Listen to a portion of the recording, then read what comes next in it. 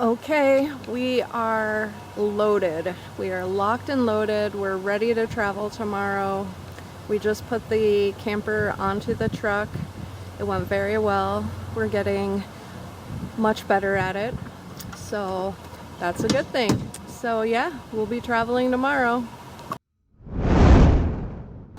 So I just noticed this cute sign pointer thing that tells you how many miles different cities are from the KOA, and I wanted to show it to you because it's adorable.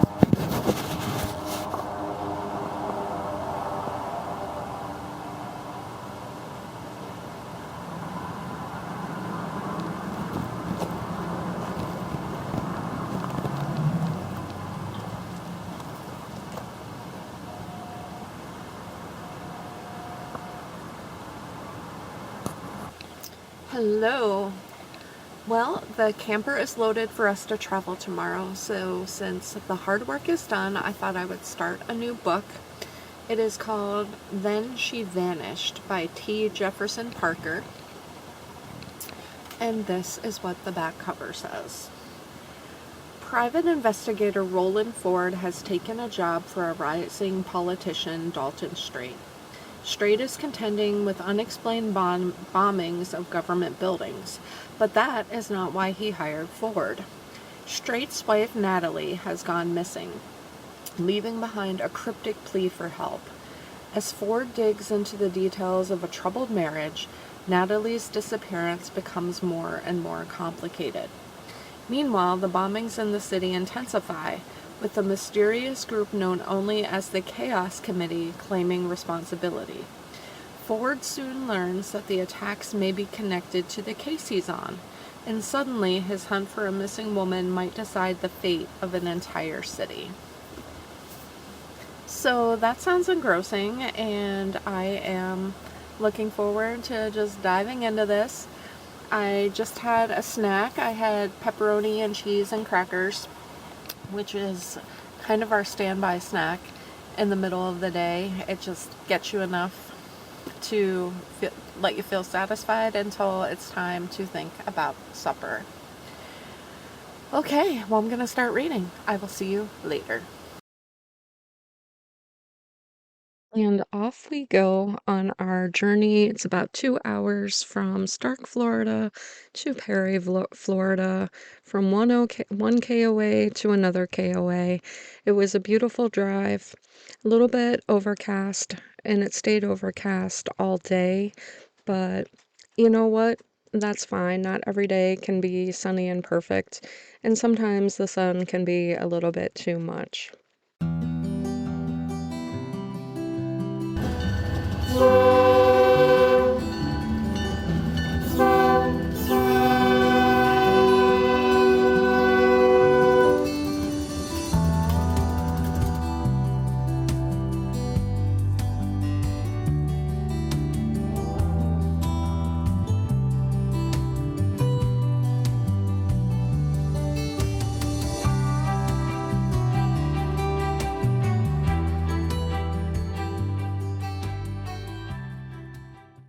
Okay, we have arrived at today's stop, which is Perry, Florida, and Kirk splurged on a patio site. So in addition to our regular patio, we are in a site that apparently has a great view of sunset, and they have a swing, so you can sit and watch the sun go down.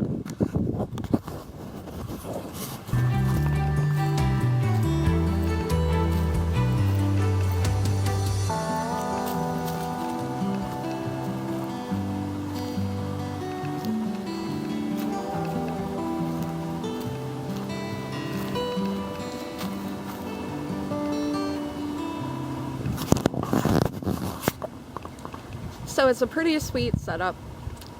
We're here for one night. The pool and hot tub are open 24 hours, so that's exciting. I definitely see a hot tub in our future. We are making the most of our patio site today by having a fire.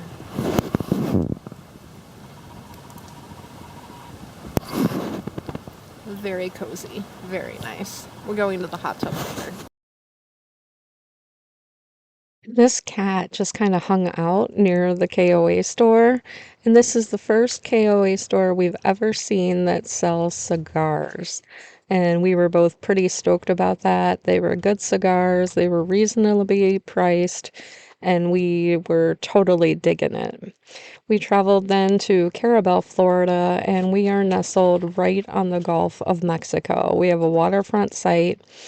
It is so pretty, although I have to say, we just got the camper unloaded before it started raining, but then it cleared up a little bit. We had a really pretty sunset, and then it started raining again. It rained for 2 days, but that did not stop us. We got up on Saturday morning and started adventuring. So low tide is definitely low. This is what our site looks like. First thing in the morning, it hadn't quite started raining yet. It would start raining very, very soon. We were headed on Saturday morning to St. George Island, where we wanted to check out the lighthouse and the state park. We had to go over this crazy bridge that runs through the Gulf of Mexico, and I didn't film the whole bridge because it was a few miles long, but I did take a picture of our GPS that just shows our GPS blip in the middle of the Gulf of Mexico. I don't know, something about that just seemed funny to me, so that's what I did. And here we are driving onto St. George Island, and it's definitely a touristy area. This is off season for them, so there weren't very many cars or traffic or foot traffic or anything like that. So it kind of felt like we had the whole place to ourselves, which was really, really neat. Now, unfortunately, the lighthouse was closed. We could only see the grounds and the outside, but that's okay. When they reopen, we're definitely going to be down there so we can climb the lighthouse. Right behind the lighthouse is the beach, so we took one of the public beach accesses that is right next to, it's right from Lighthouse Park, and we strolled along the beach. We found some shells. Kirk's really good at finding sand dollars, and unfortunately, they're all broken.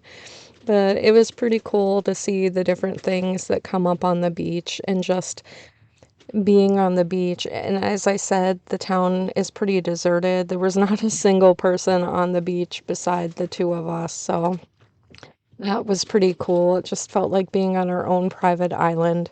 It was stunningly gorgeous. Just stunningly gorgeous. And here's some of the things we saw along the beach. We drove to the other end of the island and checked out the state park, which has these incredible sand dunes. It also has a beach, so we took another walk on the beach up there. We drove through the campground and checked that out. That looked really nice, and we would definitely come stay there. The sites looked private, they were big, so we're making a list of places to go for when we come back. So St. George's Island was definitely a very cool thing to do, even though it was gray and rainy. So I highly recommend it.